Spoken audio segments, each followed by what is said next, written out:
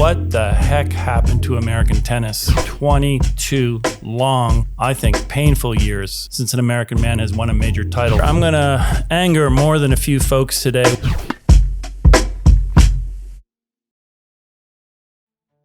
Hey guys, Tim Mayotte here, long-time coach and passionate observer of the game with my new video blog, The Framework. Today, Americans left behind. As most of you know, it's been 22 long, I think painful years since an American man has won a major title. Of course, Andy Roddick did it back in 2003. Today, we're gonna look at what the heck happened to American tennis? Why is it getting better? Have the billions of dollars we spent made a difference? And also, why is June 8th, 1997 the most important date in men's tennis in the last 30 years? Come on, join me.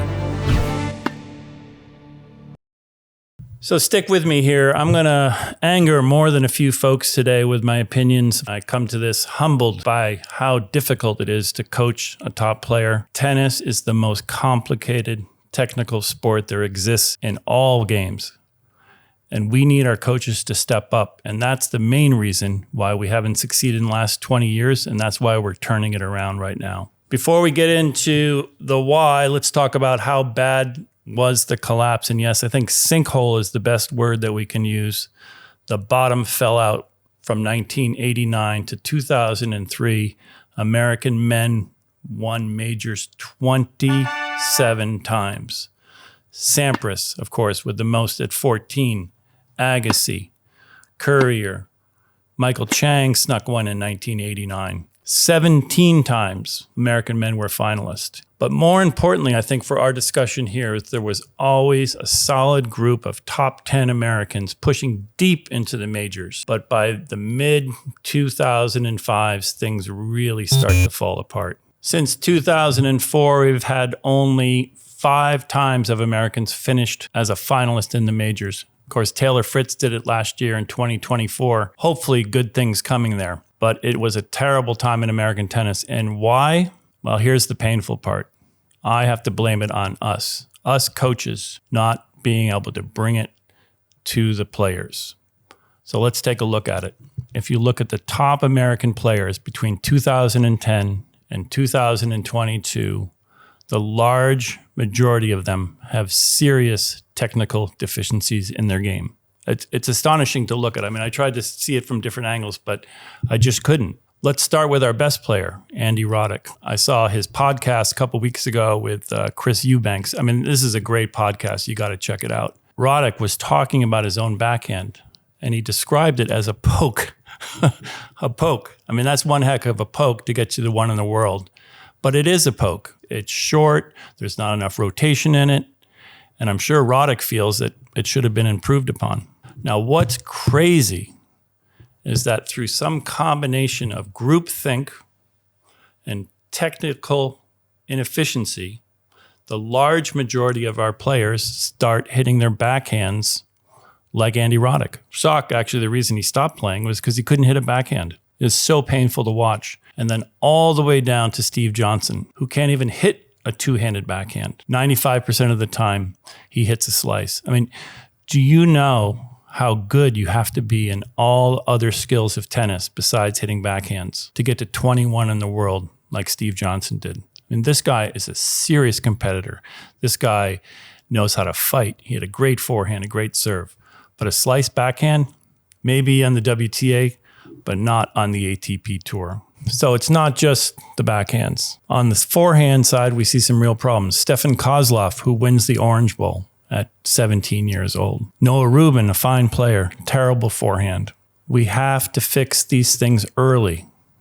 As Murray said, getting in there and doing the nitty-gritty, dirty work in the trenches before the players come along is when it really matters. Meanwhile, in Europe and South America, there is a revolution underway. This brings us to June 8th, 1997. Gustavo Kuerten surprises everyone and wins the French Open, being the first man to use the new technology, polyester strings, to win the French Open. A big breakthrough. Now, like most revolutions, it's a melding of technology, together with culture. The Europeans and South Americans realize what these new strings can do. They start swinging harder, they swing longer, and more importantly, they understand that they can open the court up with excessive topspin, widening the angles in the court. This forces players to be able to defend from deep in the forehand and the backhand corner. And guess what? Our Americans can't do it. They just can't.